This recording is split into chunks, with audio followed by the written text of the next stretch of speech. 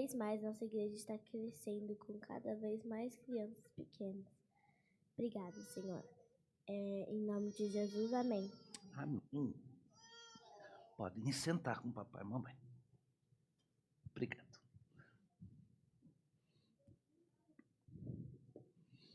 Deixa a sua Bíblia aberta, por favor. Na segunda carta de Pedro, no capítulo 3, terceiro capítulo da segunda carta de Pedro.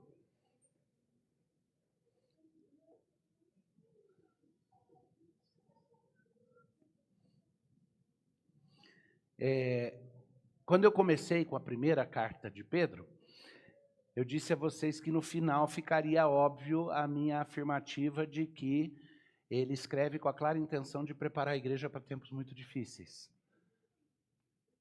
E ele chega no final do final, no terceiro capítulo da segunda carta, e ele começa dizendo assim, capítulo 3, versículo 1. Amados, essa é agora a segunda epístola que vos escrevo. Em ambas procuro despertar com lembranças a vossa mente esclarecida, para que vos recordeis das palavras que anteriormente foram ditas pelos santos profetas, bem como do mandamento do Senhor e Salvador ensinado por vossos apóstolos.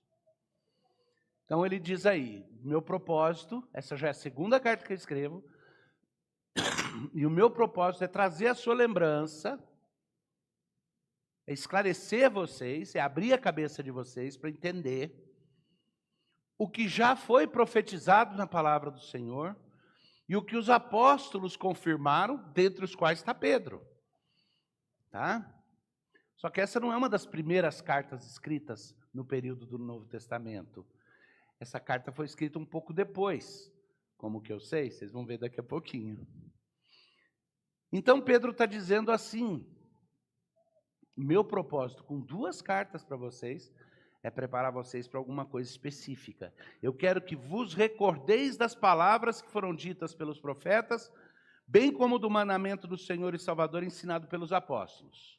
Ou seja, o Antigo Testamento e Jesus, o ensino de Jesus, que os apóstolos retrataram nos evangelhos e nas outras cartas. E aí ele diz no versículo 3, tendo em conta antes de tudo, que nos últimos dias virão escarnecedores com os seus escárnios, andando segundo as próprias paixões. E aí é um texto que eu já vi muita gente pregar, e pegar só a palavra, ora que nos últimos tempos virão escarnecedores, e aí começa a falar do escarnecedor. Quem é o escarnecedor? O que faz? O que é uma violação da intenção do autor aqui. Porque o autor diz assim, ele fala, minha intenção com a carta é preparar vocês para um tempo no qual vocês precisam ser relembrados, tendo em conta que nos últimos dias virão escarnecedores com seus escárnios, andando segundo as próprias paixões, e dizendo, talvez por botarem na outra linha na sua Bíblia, como um versículo diferente, de vida na cabeça, mas e dizendo quer dizer que o raciocínio continua, ele vai ser completado, ele não pode parar ali, não é ora que nos últimos tempos virão escarnecedores com seus escárnios, mas que esses escarnecedores com seus escárnios andando segundo as próprias paixões, dirão, onde está a promessa da sua vinda? Porque desde que os pais dormiram, todas as coisas permanecem como desde o princípio da criação. Qual é o escárnio que eles estão fazendo? É genérico, é qualquer escárnio? Jesus não disse que ia voltar? Não voltou. E aí? Todo mundo se preparando para o Apocalipse? Não aconteceu. Nada mudou desde o tempo dos nossos pais. Todos nós já ouvimos esse tipo de conversa. Até essa frase, nada mudou desde o tempo dos nossos pais, é assim. E ela hoje é traduzida assim. Todo mundo fala que parece que estamos nos últimos tempos. Desde o começo, mas nunca aconteceu nada. Não vai acontecer.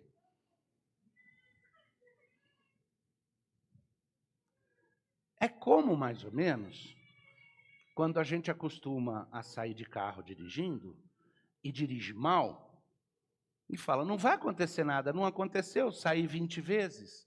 Não vai acontecer nada, não aconteceu. Já faz 10 anos que eu dirijo. Não vai acontecer nada. Eu tenho carteira de motorista há, quase 40 anos. É, porque eu tirei nos Estados Unidos com 15. Então, não tem chance de acontecer alguma coisa comigo dirigindo. Quantos quilômetros eu devo ter dirigido na minha vida inteira? Aí você vai rir de mim e vai falar, tudo o que precisa é uma vez só. Voar de avião é a forma de transporte mais segura que existe. É a forma de transporte mais segura que existe. Por exemplo, nos Estados Unidos não teve nenhum acidente grande de avião de passageiro, acho que desde 96, não, de 2009, desde 2009. O último foi em 2009. São 45 milhões de voos sem nada acontecer. Mas aconteceu o que não acontecia. Então, é estúpido o raciocínio dizendo, só porque não aconteceu, não vai acontecer. Ele é ilógico. Mas o escarnecedor escarnece baseado no quê? E aí, cadê Jesus? Falou que ia voltar, até agora não voltou. Não mudou nada. Não mudou nada, não estou vendo diferença nenhuma. Só que o que Pedro não está se referindo aos escarnecedores, tentando falar para eles ou ensinar para eles. Ele diz assim, e essa é a chave que eu queria que vocês pegassem, porque isso diz respeito ao escarnecedor de longe, mas diz respeito também ao nosso coração, quando se enche de dúvidas e faz a pergunta, mas será que Jesus não vai voltar mesmo? Será que não vai acontecer? Porque ele continua no versículo 5 dizendo, porque deliberadamente esquecem que... Quem esquece? Os escarnecedores. Pedro quer que a gente não esqueça, porque virão escarnecedores que deliberadamente esquecem. O que significa deliberadamente esquecem? De propósito. Que não é um esquecimento não culpável, de que é um esquecimento de alguém que escolheu esquecer. Você já experimentou na sua vida o que é escolher esquecer? Pergunta retórica, porque eu sei que já. Mesmo reconhecendo que vocês provavelmente são todos moralmente superiores a mim, vocês não são categoricamente diferentes de mim na humanidade. Então, numericamente, pode ser que seja um pouquinho mais, um percentual mais virtuoso. Porque eu não conheço o coração de vocês, eu conheço o meu, e eu sei que ali eu luto com o pecado resiliente, o pecado que ainda habita em mim. E eu sei quantas vezes eu esqueço as coisas de propósito, para não ter de virar na cara e falar assim, eu não fiz porque não queria fazer, ou eu não fiz porque estava com preguiça, eu viro para você e falo, esqueci. Mas o esqueci não é uma mentira. Eu, de fato, me fiz esquecer. Como que a gente se faz esquecer, Cláudia? Alguma sugestão? Como é que é? Como que eu consigo me fazer esquecer de uma coisa? Olha, que legal. A maioria dos adultos não consegue entender isso. Quando no trabalho de pesquisa e academia, acho que o doutor Albeni está familiarizado com isso, a gente estuda o conceito de auto-engano, que é mentir para si mesmo. É uma grande pergunta, como é que uma pessoa alcança o estado de auto-engano? Porque parece lógico, como que eu posso esconder de mim uma coisa que eu já sei? Porque cada vez que eu olhar para essa coisa que eu já sei para tentar esconder, eu estou vendo ela de novo. Então, é complicado, mas a resposta é essa, se distraindo e olhando para outras coisas. Eu me distraio e olho para outras coisas até que eu me esqueça daquela coisa que eu queria esquecer. E me torno até meio cego para ela. Não percebo mais, eu me torno incapaz. E a Bíblia fala que quando a gente faz isso, Deus confirma a gente na ignorância. Aí Ele cega a gente não consegue, nem que queira mais, descobrir a mentira que a gente contou para a gente mesmo e acreditou nela. E aí é só o Espírito de Deus para quebrar esse processo. Pedro está dizendo que essas pessoas deliberadamente esquecem algumas coisas. Eles dizem, e aí, cadê Cristo? Não voltou. Ó, desde o tempo dos nossos pais, nada mudou. E o que eles esquecem é que de longo tempo houve céu bem como terra, a qual surgiu da água e através da água pela palavra de Deus. Ok? Há muito tempo existe céu e terra. Curioso que ele diz que foi feita, que a terra foi criada, que o universo foi criado a partir da água pela palavra do Senhor, né? Pela qual veio a perecer o mundo daquele tempo afogado em água. Do que é que ele está falando? Do dilúvio. O que foi o dilúvio? Um cataclismo, um momento de destruição global, onde Deus destruiu todos os seres vivos na terra, salvo, seres humanos vivos na terra, salvo a família de Noé.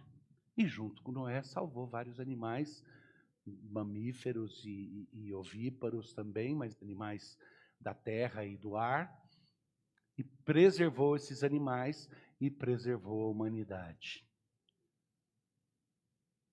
Então é muito fácil ali se apegar no universo foi criado pela água mediante a palavra do Senhor, e foi no começo, mas ele faz a segunda referência ao dilúvio, porque ele está conectando a ideia da água e da destruição pela água. Por quê? Porque a última vez na qual a terra toda foi destruída para ser refeita, foi destruída com água. Mas se você lembrar na história do dilúvio, depois do dilúvio Deus fez uma promessa e botou um arco-íris para garantir que essa promessa estava selada, como a assinatura de um contrato. E a promessa era de que ele nunca mais destruiria pela água, de que ele nunca mais usaria a água para destruir. Curioso, Rinaldo, que a gente nasce da água, né? Assim como o universo foi criado a partir da água, o nosso nascimento, o nosso parto literal é das águas, não é? Da água. Na igreja, nós entramos na igreja pelo batismo com água. Mas Deus promete para a igreja o batismo com fogo. Pedro está dizendo, eles são ignorantes e deliberadamente se esquecem de que Deus criou o mundo há muito tempo atrás, mas ele já destruiu o mundo uma vez, já teve precedente para uma purificação e para uma construção de uma nova terra. Já aconteceu. Então, até a pessoa que ignorantemente diz, nunca aconteceu, nada mudou, está tudo igual. Essa pessoa está sendo realmente ignorante. E ele diz que ela está sendo deliberadamente ignorante. Porque está tentando fugir de Deus. Ele continua no versículo 7, quando ele entra a questão do dilúvio, afogados em água. Mas no dilúvio Deus disse que nunca faria de novo. Aí no 7 ele diz, ora, os céus que existem, que agora existem, e a terra, pela mesma palavra, têm sido entesourados para fogo, estando reservado para o dia do juízo e destruição dos homens ímpios. Eu espero que uma vez que vocês vejam, não dê mais para desver o fato de que ele está fazendo um contraste entre a primeira destruição com água e o dia do juízo do Senhor com fogo. O batismo de fogo da humanidade. O momento em que virá o juízo e a terra será destruída com fogo para serem feitos novos céus e nova terra. E ele está fazendo esse contraste claramente. E é isso que essas pessoas ignoram. Por que elas querem ignorar deliberadamente o fato de que já houve o julgamento de Deus uma vez com água? Para poder tentar escapar da ideia de que existe um julgamento iminente. De que existe um futuro julgamento para eles. Então é mais fácil ignorar isso deliberadamente, fingir que não está vendo, Que não é muito, é meio ridículo, sabe, Cláudia? Porque é igual quando você está morrendo de medo de que tem um fantasma, e você pensa, vou fingir que não estou vendo, porque daí eu não levo susto. Se tiver alguém mal ali, eu quero ver, eu não quero fingir. Mas a gente não faz isso. Henrique, quando você está pelando de medo, assim, você está lá passeando no sítio, e você acha que você viu uma sombra ali, você não faz assim, ó, evita olhar e sai de fininho? Não é burrice, né? Porque o melhor é olhar, porque se tiver um perigo, corre. Mas a gente foge de ver o que nos ameaça. E aí, então, ele volta para o propósito original, que é de instruir os seus ouvintes. Ele fez essa explanação do que são os escarnecedores que virão. E agora ele volta para o propósito. Há, todavia, uma coisa, amados, que não deveis esquecer. Porque os escarnecedores o fazem porque esquecem deliberadamente. Mas eu estou escrevendo para vocês não esquecerem que para o Senhor um dia é como 1000 anos e 1000 anos como um dia. Não retarda o Senhor a sua promessa, como alguns a julgam demorada. Pelo contrário, ele é longânimo para convosco, não querendo que nenhum pereça, senão que todos cheguem ao arrependimento. Então vamos lá, deixa eu falar um pouquinho do meu drama e tentar ver se dessa forma eu auxilio vocês com os seus. Nós, obviamente, vimos uma situação que se agravou tão rápido nos últimos 4 anos, vimos vislumbres de uma distopia tão grande e perigosa, que é muito fácil agora dizer, tá vendo, não aconteceu nada. Quando, na verdade, o que aconteceu, aconteceu. Mas se Deus resolve nos dar um remanso, se ele, não é porque Ele está tardando a executar o seu julgamento, não é porque as profecias estão demorando, é porque na longanimidade dele Ele resolveu dar mais um tempo. Eu falei para vocês há um tempo atrás, eu fiz a referência a uma música do George Michael, que é um cara não cristão, muito pagão em muitas suas coisas, um roqueiro, mas ele tem uma música profundamente tocante, no qual ele descreve a situação no mundo e ele diz, eu acho que todos nós deveríamos estar orando por tempo. We should all be praying for time. E eu fiz a referência no sermão, acho que faz um ano e meio. E eu disse, não é errado pedirmos a Deus um pouquinho mais de tempo, um pouquinho mais de prazo. Agora a gente vê alguns sinais aqui e acolá, nada mudou essencialmente, mas alguns pequenos sinais de que talvez Deus nos dê um pouquinho mais de tempo para fazer o que não tínhamos feito antes, para fazer o preparo que não fizemos antes. Ele está nos dando uma sobrevida, e Pedro diz para os irmãos ali, não julgue que ele está tardando, entenda que na misericórdia dele, ele está sendo paciente. Não é nós que temos que ser pacientes com o Senhor. Ele está sendo paciente e nos dando um pouco mais de espaço e tempo para que ajeitemos nossas vidas. E ele diz assim, não retarda o Senhor a sua promessa, como alguns a julgam demorada. Pelo contrário, ele é longânimo para convosco, não querendo que nenhum pereça, senão que todos cheguem ao arrependimento. Mas virá, ele continua no versículo 10, virá, entretanto, como ladrão.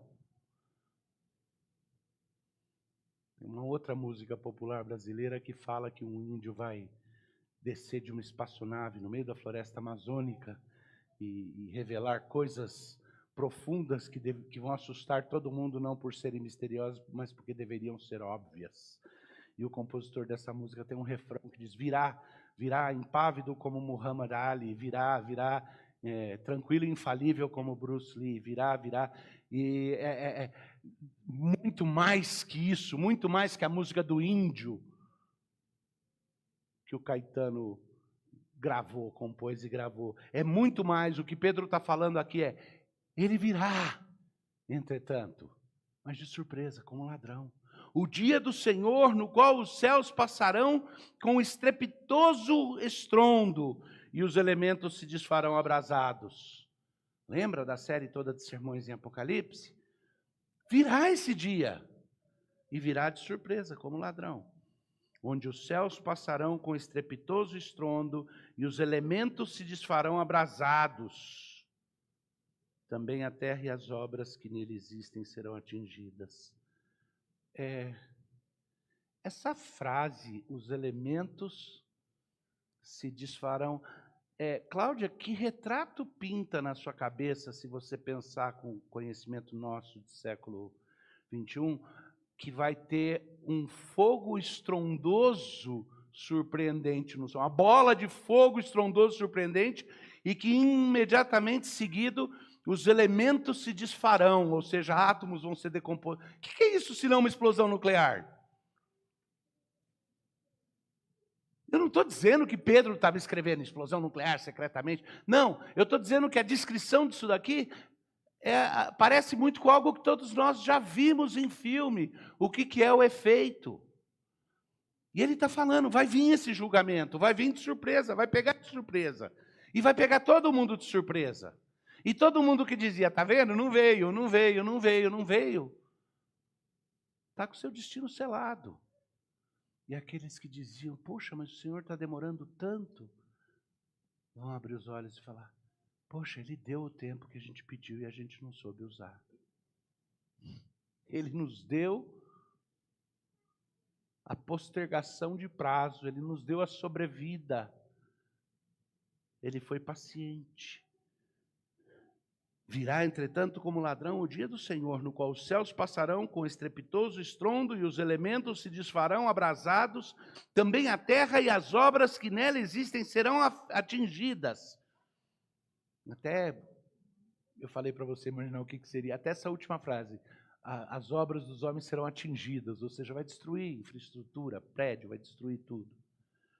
Visto que todas essas coisas hão de ser assim desfeitas, deveis ser tais como os que vivem em santo procedimento e piedade. Levanto em conta que é certo o dia do julgamento. Ah, mas e se não acontecer na minha vida? E se Jesus não voltar enquanto eu ainda estou vivo e eu nunca for ver com meus olhos essa destruição? Bingo, aí os seus olhos vão ser destruídos. Antes. Você vai virar pó antes. Você vai morrer antes. Duas chances. Cristo volta e não somos levados, ou eu morro antes. Não é esse o ciclo da vida? Ou tem algum de vocês que acha que, a não ser que, excetuando a volta de Cristo, há algum outro jeito de você não passar pela morte? Então todos nós vamos ver essa decomposição de uma forma ou outra. As obras todas da terra vão passar. Tudo que você fez vai passar. Então, visto que essas coisas todas hão de ser assim desfeitas, a instrução de Pedro, deveis ser tais como os que vivem em santo procedimento e piedade, esperando e apressando a vinda do dia de Deus, por causa da qual os céus incendiados serão desfeitos e os elementos abrasados se derreterão. Nós, porém, segundo a sua promessa, esperamos novos céus e nova terra, nos quais habita a justiça. Por essa razão, pois, amados, esperando essas coisas, e aqui é a instrução direta. Se puder, faz uma listinha.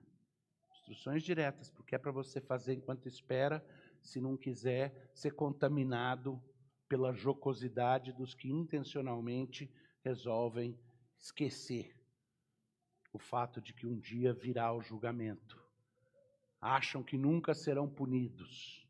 Eu não estou falando só dos políticos, também os políticos. Então Pedro diz assim, nós, porém, segundo a sua promessa, esperamos novos céus e nova terra, nos quais habita a justiça. Por essa razão, pois, amados, esperando essas coisas, empenhai-vos por ser desachados por ele, em paz, sem mácula e irrepreensíveis. Em paz, puros e retos no comportamento. tá? Na paz de Cristo, na purificação pelo sangue dele e irrepreensíveis na disciplina. Como pessoas que entendem que haverá julgamento, que haverá futuro e que a graça nos torna gratos a Deus, mas essa gratidão deve nos tornar operosos e disciplinados para fazer o que é certo. E tende por salvação a longanimidade do nosso Senhor. Não disse, Deus está sendo paciente, te dando mais tempo? Então tende por salvação, conte como vantagem, cada dia que Deus dá, dê graças a Ele. Senhor, o Senhor me deu mais um dia, me deu mais um mês, me deu mais um tempo, antes que as coisas que antecedem o julgamento final comecem a acontecer. Tende por salvação a longanimidade do nosso Senhor, como igualmente. Agora olha que interessante, e Pedro é tão humano aqui no que ele vai falar. Como igualmente o nosso amado irmão Paulo vos escreveu, segundo a sabedoria que lhe foi dada. Paulo tinha escrito também para as igrejas e para a mesma igreja que Pedro escolheu. É assim que eu sei que a carta de Pedro é posterior às epístolas paulinas, porque ele faz a referência a Paulo que escreveu para eles. E ele diz, tende por salvação a longanimidade do Senhor, como igualmente o nosso amado irmão Paulo vos escreveu segundo a sabedoria que lhe foi dada, ao falar acerca desses assuntos. Que assuntos? Tessalonicenses, que eu preguei para vocês antes de Pedro. Onde ele fala, não sejam enganados, não sejam tolos, o tempo se aproxima. E aí Pedro fala assim, olha que curioso, a sabedoria que lhe foi dada ao falar acerca desses assuntos, como de fato costuma fazer em todas as suas epístolas. Pedro está dando um elogio dizendo, Paulo fala com muita sabedoria em todas as suas epístolas. E aí ele fala, nas quais há certas coisas difíceis de entender. Paulo sempre fala com muita sabedoria. Aliás, até às vezes meio parece difícil de entender. Então ele está dizendo, Pedro está dizendo que ele não entendia. Pedro é extremamente complexo, até na forma gramatical dele se expressar no grego, tá? Ele não é nenhum burro também não. Mas ele fala, nas quais há certas coisas difíceis de entender, não porque Paulo se expressa mal, porque há coisas profundas que Paulo revela a respeito do futuro, do homem, da perdição, de como que ele vai ser e quem ele vai ser. E aí Pedro explica por que ele está levantando essa questão de Paulo. Que os ignorantes e instáveis deturpam, como também deturpam as demais escrituras para a própria destruição deles. Tem crente tentando tirar proveito das coisas que Paulo falou, para deturpadamente tirar vantagem. Tipo assim, tá vendo? Paulo está falando que é eminente, vai acontecer, então não adianta ficar acumulando propriedades. O que você tem que fazer é pegar todo o dinheiro que você tem, todas as propriedades, vender e trazer o dinheiro aqui para a igreja. É uma deturpação por interesses próprios. E ele fala, pessoas deturpam, certas pessoas que são ignorantes e instáveis deturpam o que Paulo falou, assim como deturpam as outras escrituras. Mas vem de novo a instrução pessoal, que é para nós também. Vós, pois, amados,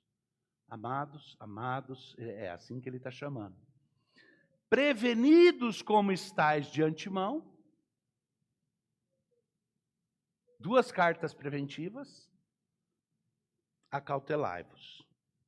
Não suceda que, arrastados pelo erro desses insubordinados, descaias da vossa própria firmeza. Não desvia, não se distrai. Eu falava agora há pouco, conversando com uma irmã aqui da igreja, sobre uma outra situação externa, e eu usei a seguinte frase, eu disse, quando, às vezes, crente é muito complicado, quando as coisas estão pipocando, quando está tudo ruim, tudo sob pressão, a gente fica pianinho. É só dar um remansozinho, a gente já sobe no banquinho de novo, fica bem. A gente roga a Deus, me dá um alívio, me tira dessa cilada, fica pianinho. Aí Deus tira, a gente vira e fala, pô, como eu sou bom sair da cilada. Consegui me levantar pelos próprios pés, braços e tal. Que a gente faz isso o tempo inteiro. E Pedro diz assim: cuidado, não suceda que, arrastados pelo erro desses insubordinados, descaiais da vossa própria firmeza. Antes, e de novo ele vai fazer uma tríade de coisas aqui. Ele diz: crescei na graça e no conhecimento do nosso Senhor e Salvador, Jesus Cristo. Qual é o verbo aí? Crescei. E quais são as duas coisas nas quais eu devo crescer? No conhecimento e na graça do nosso Senhor. A Ele seja a glória, tanto agora como no dia eterno. Que conclusão abrupta, né? Não tinha mais nada que falar. Tendo dito tudo o que ele precisava, não sobrava mais nada. Aliás, é até elegante que ele tenha terminado dessa maneira. Então, eu vou seguir o bom exemplo dele e dizer: tendo dito isso, crescei na graça, no conhecimento do Senhor. Levando em conta qual é a outra listinha que eu fiz para vocês antes, em cima do Pedro aqui. Lembra? Quais são as coisas que ele diz que ele deseja ver na vida deles? Paz sem mácula e irrepreensíveis.